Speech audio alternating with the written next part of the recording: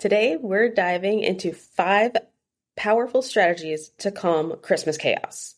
You'll learn exactly how to use your body's natural tools, like supporting the vagus nerve, to go from frazzled to festive. From breathing techniques to mindful meals, I'm giving you actionable steps that you can use today to claim that calm. So let's break it down so we can enjoy holidays on our terms and just take it in. Welcome to It Starts at Vegas, the podcast where holistic health meets modern living. I'm Emily, your guide to unlocking the power of the vagus nerve, which is your body's ultimate key to calm, connection, and overall well-being. Together, we'll explore simple ways to nourish your mind and body with natural remedies, actionable tips, and empowering stories. Whether you're here to reduce stress, restore balance, or take charge of your health, you're in the right place. Because wellness doesn't just happen. It starts at Vegas. Let's dive in. So the first one that needs to be a pillar is sleep. Sleep is the foundation, and it's practically a non-negotiable. Everything happens based on how good or not so good our sleep goes. When we're able to sleep, we think clearer, we're calmer just by default. Our body does like that internal cleaning while we go sleep and recover from the day before. And when we skip that step, we're already going to lag, like automatically. So sleep needs to be on the priority list. If we need to create a sleep routine using some tea, or personally, I have alarm clocks. I talk about that. I use a lot of alarm clocks because I don't like paying attention to time, and alarm clocks do that for me. So when I know I have to get my kids ready for bed, or I need to have a certain bedtime, I definitely do use my alarm clock to help me say, hey, now's the time to start that. The next one, which is similar to sleep but different, would be rest.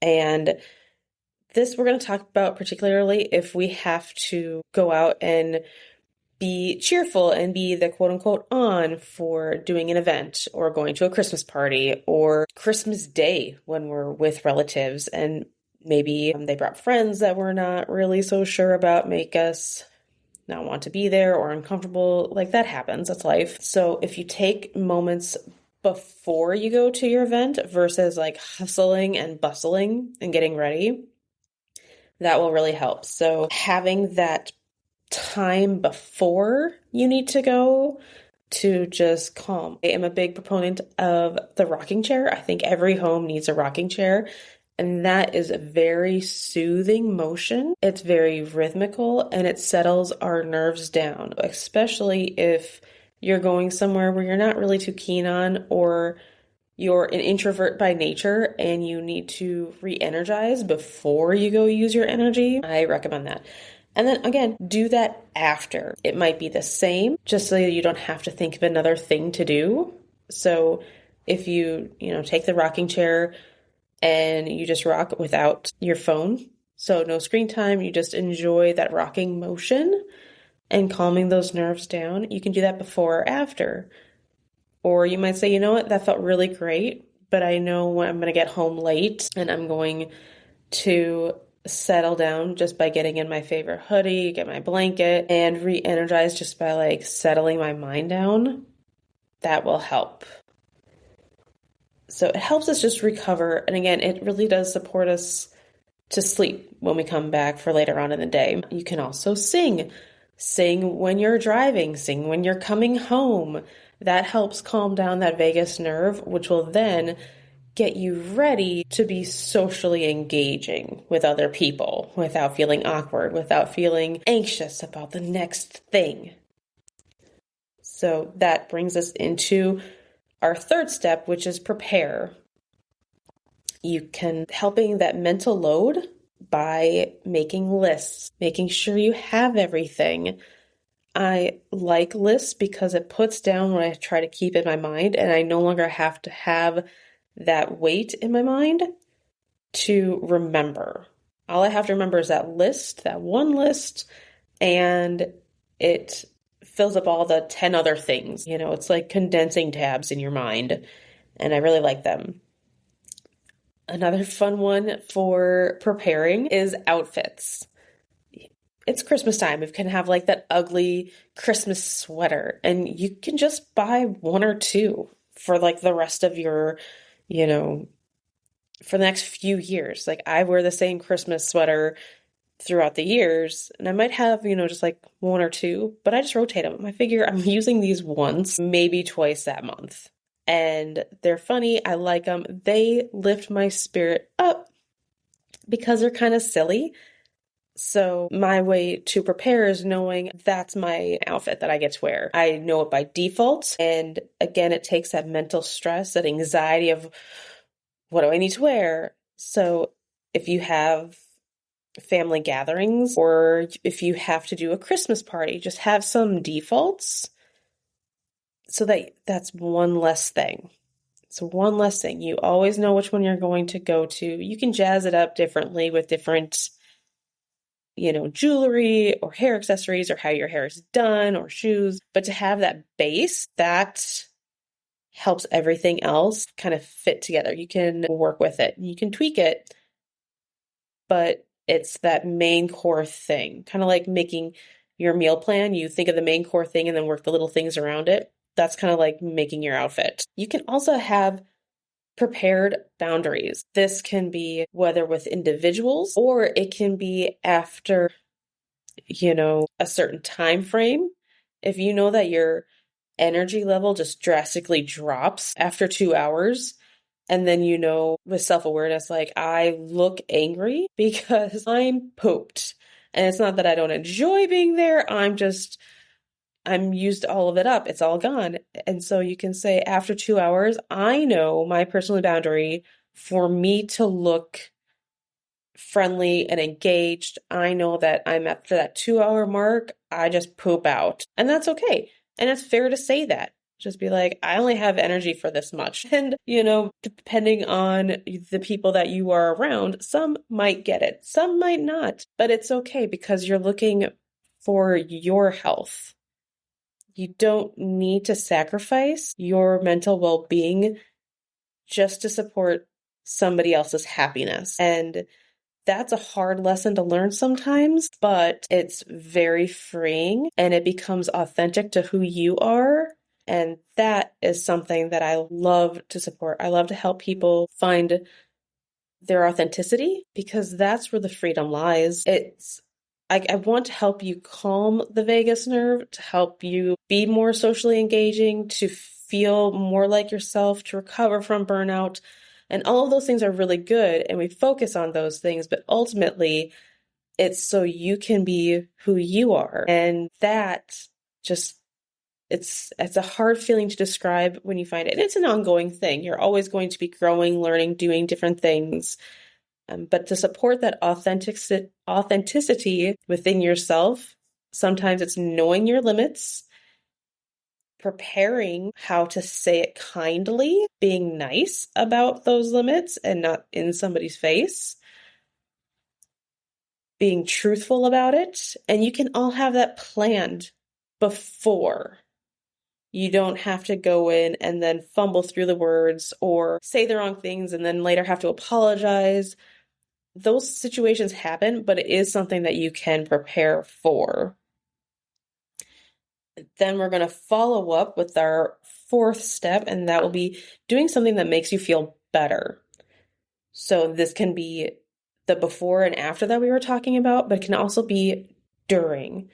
So it kind of goes back to the wearing the outfit. What do you feel good in? And sometimes we have to, fiddle around. If it's a Christmas party and you're not used to dressing up, you can still find an outfit that looks appropriate for the event, but something that you still feel good in.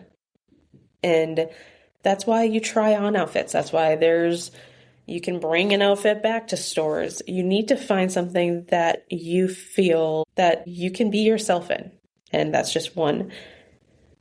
You can also, food. What are you going to drink while you're at that place? What are you going to, let's talk about the boundaries part. If you are a recovering alcoholic, you probably shouldn't be around those situations. So you can say, you know what, I just can't make it. And that's all you have to say. Or you can be like, I am only going to be drinking my tea or my coffee or whatever, insert your favorite beverage. But knowing and preparing yourself for success is very, very helpful. And there's all these little things, you pick what's your favorite and you say, I'm going to incorporate that. And it can be the same things. It doesn't have to be all these different ones. We're going to simplify it. So if you like tea, you're going to be like, I'm going to be festive. We're going to do some peppermint or maybe an apple cider and still enjoy it. But you don't have to make new things. Okay, I have to have it before and an after and the during. You can just be like, I'm going to have peppermint tea for all of them. And it's going to calm me down. And I know that it's going to support my body in the right ways. Which brings us to our last one, number 5. Be mindful during your meals. What I mean by this, 1, slowing down and enjoying the food. When you eat slower, that helps your digestion, which ultimately helps your vagus nerve. So the body talks back and forth, and your GI tract is saying, yep, this is good. I'm not overloaded so fast, so hard. And then the vagus nerve goes, great, that's what we want to hear. It's great feedback. And then the vagus nerve goes, hey, we're all calm. And then the rest of the body feels better. It's all about the nerves just talk to each other. That's their main job, is to say, how are we handling this? Is it going well? So when you slow it down, the body goes, okay, we're fine. We don't have to hurry, get it all done. We can just enjoy it and slow down and be present with the people who are around you. Sit next to the people that you enjoy talking to. Sit next, let's say you're on the quote unquote adult table now, but you really enjoy talking to little kids because they're so creative and they create the funniest stories, and you want to just go sit at the kid table. That's fine. Have fun with it. Enjoy those silly stories because they are so out of nowhere sometimes and so mind-blowing other times. Kids are just sporadic and they're so much fun. And that is one way to say, hey, I'm going to laugh during this meal and just be present, slow down, and everything will just fall into place. It's the rush, the hustle bustle, that's where our anxieties start really sparking. And to say, no, this is all good.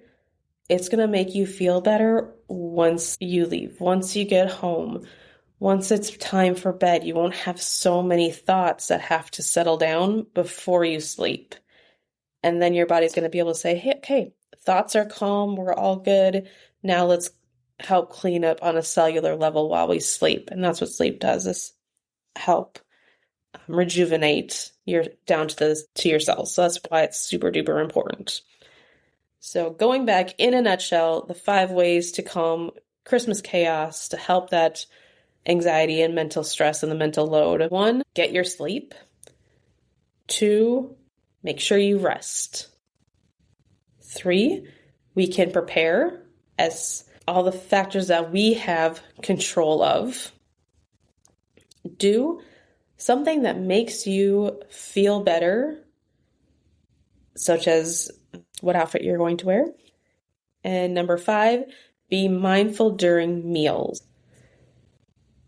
And we are just going to wrap that up. I hope that you are able to find some of these tips, use them, tweak them, adjust them to what's going on in your life. Depending on if you've got, 12 things you need to get done, maybe it's time for that list.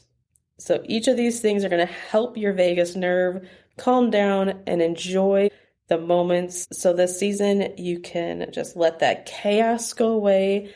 You've got this. So keep doing the good things and keep on breathing. Thanks for listening to It Starts at Vegas. If you enjoyed this episode, subscribe so you don't miss what's coming next. And if you're ready to take the next step toward calm, grab my free Vagus Nerve Reset video in the show notes. It's a quick and easy way to start feeling better today. And until next time, remember, Wellness starts at Vegas.